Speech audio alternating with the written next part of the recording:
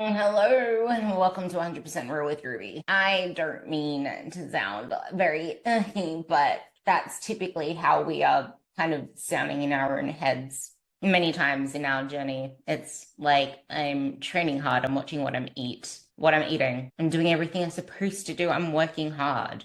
So why am I not seeing the results I want? Why is my body not reflecting this effort? I've been doing this for however long that you've been doing it for. Why am I not losing fat? Why am I not leaning out? Why don't I see definition? Playing around with your calories. You're not stuck because of a willpower issue or a discipline issue or a lack of trying harder issue. You're focusing on the wrong things. Even though I started it off with you're doing everything you're supposed to do, it's like what we think we're supposed to do isn't actually it. And it's not your fault for believing it that way because I was there too. And we are subject to our own bias and we never see ourselves as we are. That's one thing, but it can feel like it's working. Everything feels like it's working at first, which is why we usually stick to it. But that usually wears off, the novelty effect. It's kind of like why people say, well, group classes worked for me. Well, yeah, they did at first because it was a new stimulus. But then what? And this is kind of where people who lose a lot of weight can say that what they did worked and have suboptimal ways of training. Maybe you lost a lot of weight and had suboptimal ways of training, and what you saw underneath was whatever muscle was there. Because even though you weren't, like, you could be training suboptimally and look like you've built muscle in a deficit for the sheer fact that you've lost a lot of weight and you're revealing what's there, and that muscle was there to carry that weight around. Like, that is doing something. That is resistance training. Your body weighs something, and to move that around, to be able to do whatever it is, there's going to be muscle there, but building it up from a base of being like average body fat percentage or having lost all the weight and now you're an average body fat percentage, that takes a whole different approach. And I'm going to lay that out for you as well for the real reason you feel like you're spinning your wheels, because there are some things that are what you're supposed to be doing. It's just the way that you're doing them isn't right. The right things just done the wrong way. Or you do the right things, but you're not aware of all these other factors that then sabotage you from seeing results. So it feels like you're doing what you're supposed to do, but not seeing results. So let's just look at where you are right now and why it's not working. The doing everything right checklist can include things like tracking all your food, weighing things, logging things, you're hitting your protein, making sure that you get your macros in check most of the time at least, and you're training really freaking hard.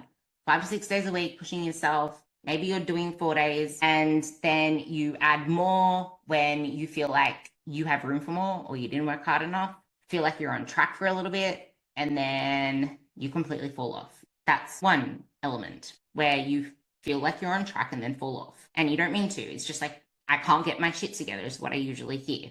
I don't know why I can't stay consistent. Or you don't realize how much of an impact what you do differently on the weekend impacts your results. The other one is where you feel like you're building muscle too fast or you bulk too fast. So then you cut your calories to lean out to reveal the muscle. That's the biggest thing that I see many women do.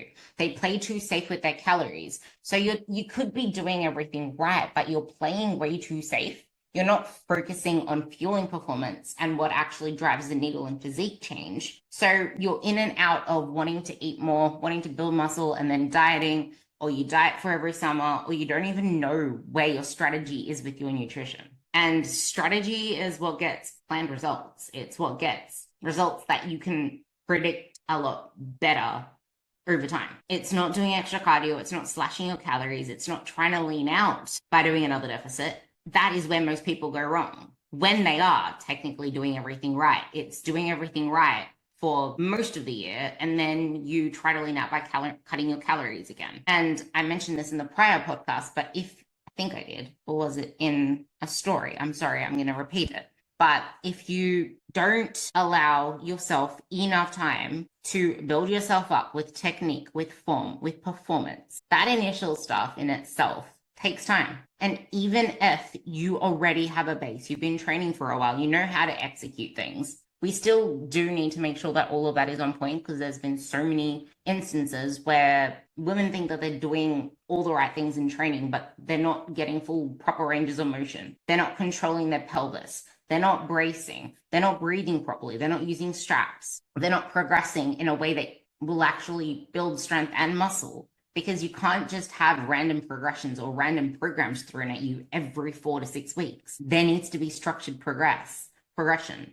There needs to be something there to ensure that you are building muscle, because building muscle needs to be challenged. You will see strength, like just because you're seeing the strength move up in your logbook, even though stronger is leaner, just because you're seeing that go up does not mean you're building muscle, because there's the brain component to it as well. It's when you see strength go up over time, past the 8 weeks, past the 16 weeks, because that's when you know that it's actual muscle tissue, because you're continuing to get stronger beyond the brain doing its work, beyond you learning a certain skill, beyond you getting better at certain movements. Many women, especially when they start out, they feel like they bulk too fast or they build too fast. You're doing it all right, but then it's, my pants are feeling really tight. But that isn't muscle. You don't build muscle that fast. And every time you freak out at your body getting bigger or feeling bigger, because you're not in a deficit, because you're focusing on something that isn't what you've always focused on, that's when you spin your wheels. It's not extra cardio. It's not pulling back on carbs. It's not pulling back on your training. It's continuing doing what you're doing and trusting the process, which is really freaking hard to do if you're making up your own process or you're using apps off the internet and confused about what you should do regarding your body fat percentage to your muscle tissue percentage, which I see all the time as well. So there's that. But then what else happens? Yeah, okay. So if fat loss is the goal and you do that process and you're doing everything right, you lose weight and then maybe see a little bit more definition, think it works, and then you keep pushing that and you think that that is what's building, like you see more muscle definition, so you think that that's building muscle at the same time, and then you stay stuck in the same cycle.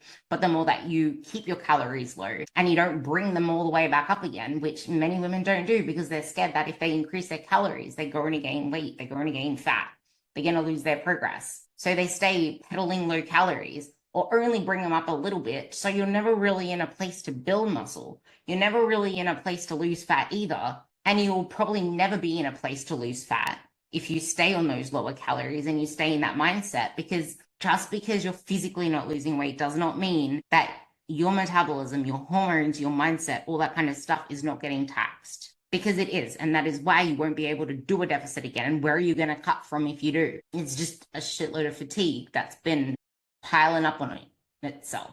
And then there's the other one where you could be doing that over and over again, and then you plateau. So then you go even harder. You grind more, you cut your food more without realizing that plateaus happen. Progress doesn't happen that fast. Or you've been doing the dieting for so long that no matter what you do now, all you're focusing on is how much weight that you've regained or where you're not yet, or just wanting to go back to where you were before because you got results before. You're not allowing yourself to do the process and get yourself out so you can focus on what you want to do. You're trying to build a physique while staying in a calorie deficit. You're trying to build habits and build a pathway for long-term results to actually make progress, to stop sabotaging yourself, but you're doing that in a calorie deficit. You don't stop sabotaging yourself while your calories are in a deficit. You don't stop your emotional eating. You don't stop the random binges. You don't stop any of the things that are sabotaging you. None of that can get worked on while you're in a calorie, well, not even in a calorie deficit, while you're focusing on dieting, while you're focusing on getting leaner.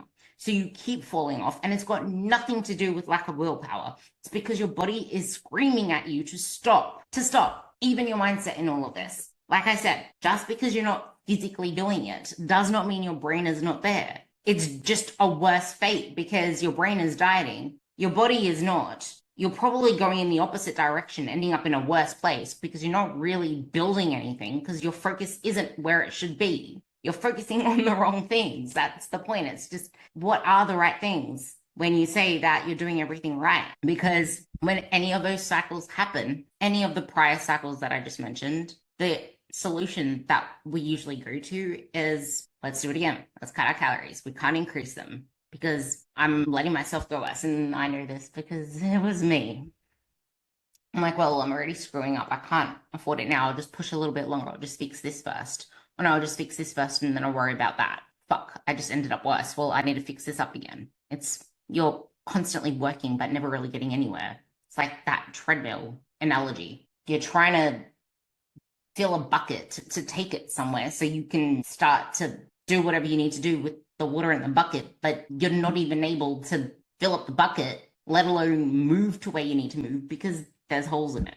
Patch up the holes first. Just focus on patching up the holes. Then we can figure out how to fill up the bucket. Then we can figure out where we're actually going and what our first step is. But there's no point figuring out all of that shit until you've fixed the holes. Because we can plan ahead for all the destinations, but how do we know what the weather's going to be like? How do we know if nothing comes up in our planned routes by the time we've patched the holes in the bucket? That was a really good analogy, but I want you to think of it in that way, because this is the biggest trap, and it will continue to be the biggest trap, because as humans, we are the most impatient beings ever, and muscle does not grow that fast. That's good news and it's bad news, because it means that your tight pants aren't you gaining fat, and your tight blouses and sleeves aren't you gaining fat. If you're still being strategic and you've got a plan for your maintenance phase. It's not just, let's just eat more. No, you still need structure. Without the structure, well,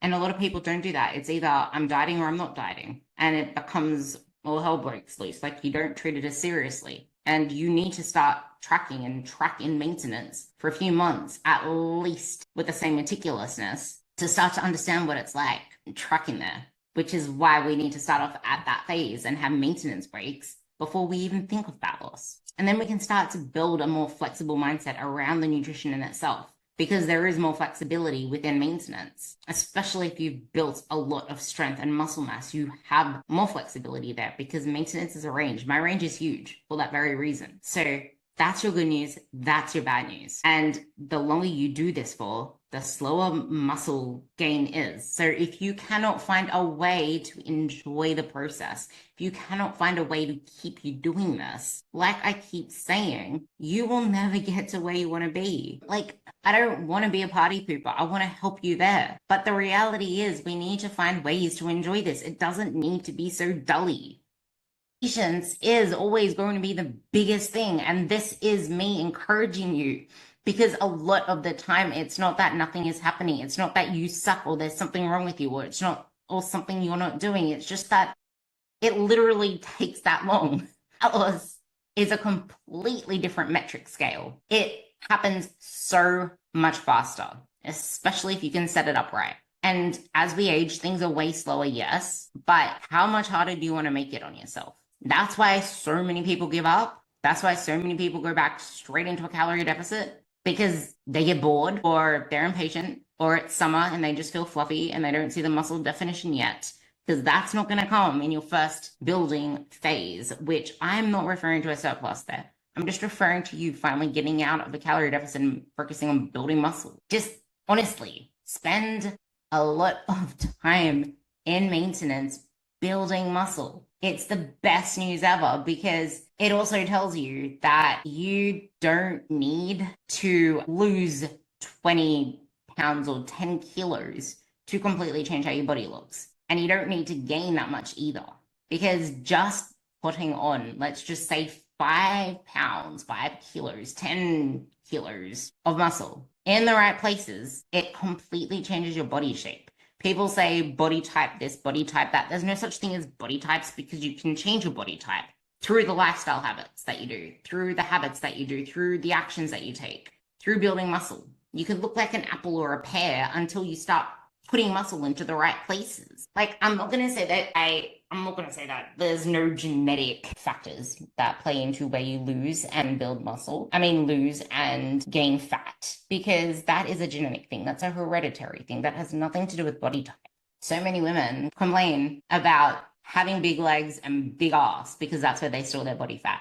And then so many other women wish that it was that case. And then as you get into your 80s, even your 70s, even your 60s, depending, you start to realize that you're pretty damn blessed that you were able to build muscle in those areas, especially because many people that age look like that guy from Minions or whatever place he's from that has like the big top and the tiny little legs, because that's literally what legs are. Legs are mostly muscle. And if you lose that muscle mass, You just have sticks. And most of our body fat at that age goes to our midsection, and you can change that. You can prevent that. So what you really need to focus on is the definition you want later, not the definition that you want now, because you're like, if you're not giving yourself enough time to build muscle, what are you actually trying to reveal? You need to stop dieting for long enough to build it. And you need to start focusing on the shit that matters. So doing all the right things, what are you focusing on? You're focusing on the wrong stuff.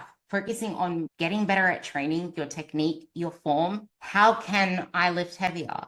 How can I improve my squats? How can I progress this lift? How can I progress here? Instead of slashing calories and asking, how can I burn more? Or what do I need to change in my diet? Ask the question, how can I improve my training right now? And then you just get to a place where you just log your weights and voila, you just wait for feedback from your coach because you've been doing it for long enough. Like, I've had my coach for years. Like, I'm human too. I'm someone who has goals as well. I'm not just some weird person that flopped off from the heavens above and is doing a podcast and is coaching people. Like, I'm in the same place. I'm just like you, doing the same things with a coach who's helping me with things as well. And I'm still trying to build muscle. I still have vanity goals. I just don't focus on them. And I'm very proud of the body that I built. And I went through the same, well, not the same shit, but I went through a lot of the same struggles. Maybe a lot of the very same struggles. They just showed themselves and manifested themselves differently in my life, but the mindset behind it. So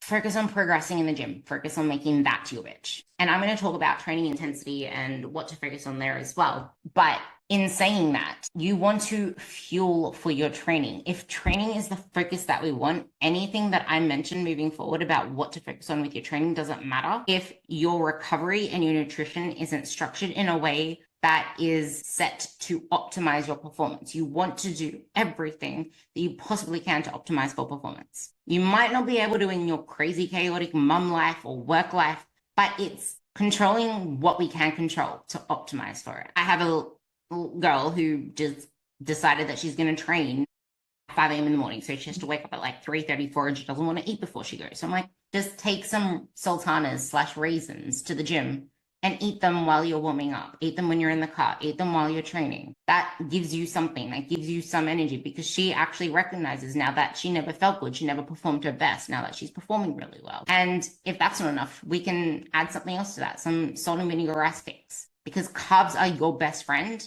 They make you stronger. They help higher quality for longer. They improve your recovery, and they help you build shape, because they hydrate your muscles. Just like creatine, have your creatine, they hydrate your muscles. The more hydrated your muscle is, the more force it can produce, the stronger that muscle is. And you need to stop cutting calories every time you feel fluffy for that very reason, because yes, the muscle is going to be full. Now the training, it's not the scale that we are using as a metric of progress, it's the training. It's filming your lifts. What do they look like?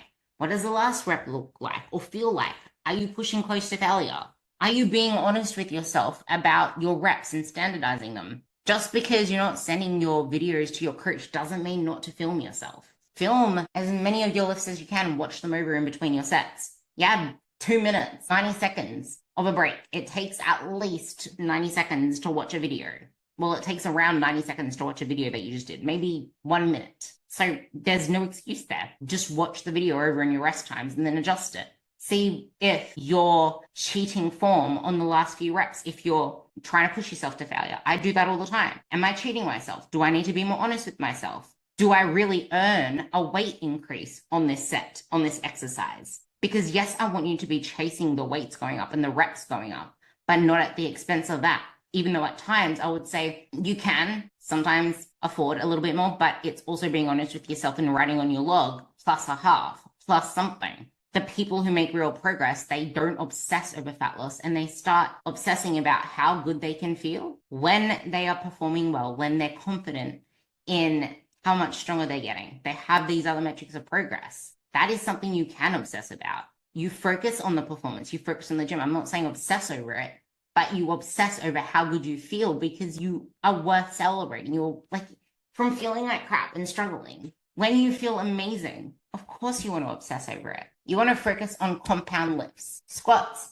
deadlifts, pull-ups, pull-downs, not banded pull-ups, even though you can do that as well, but there's no real point. I would say if you want to get better at pull-ups, you need to actually do shit to get better at pull-ups. But in the meantime, assisted pull-up machine, you can use a banded pull-up.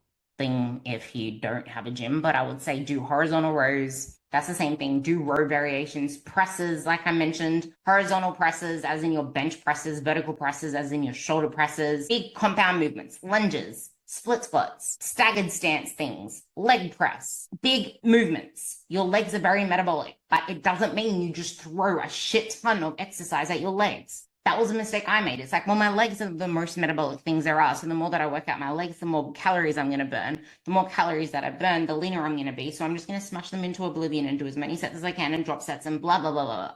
No, it does the opposite. You need to get stronger over time, and you need to have a way of progressing. And you're not going to have a way of progressing if you just throw the kitchen sink at your legs or just do everything and anything. It's really important that you have structure and you have a program to follow with that, because otherwise it's going to be really freaking hard for you to get anywhere there. And you're not falling off. Going back to what I just said, you're not falling off because you lack discipline. You're falling off because your body is starving for fuel. You're falling off because you've been dieting your whole life. How the hell are you going to be sticking to it? You've been thinking about dieting your whole life. Like, that shit stacks on your mind. And if your calories have always been pretty damn low, how are you going to allow yourself to see the results that you want? And if you're so used to seeing that fast progress and needing that fast progress and needing to know everything that happens in the cascade of time that happens as a series of unfortunate events, you're going to let yourself down because no one can predict that shit. You need to detach from the scale. You need to detach from seeing results now. You need to detach from the idea that another calorie deficit is going to make you leaner, because you can't lean up what hasn't been built, and it takes so much time. Focusing on performance over aesthetics is your key. The aesthetics is the byproduct of the shit that you do that compounds over time, and that shit, it doesn't look like or feel like you're making progress while you're doing it, but it stacks. And I know it's really easy for me to say in your eyes, but that's because I train freaking hard.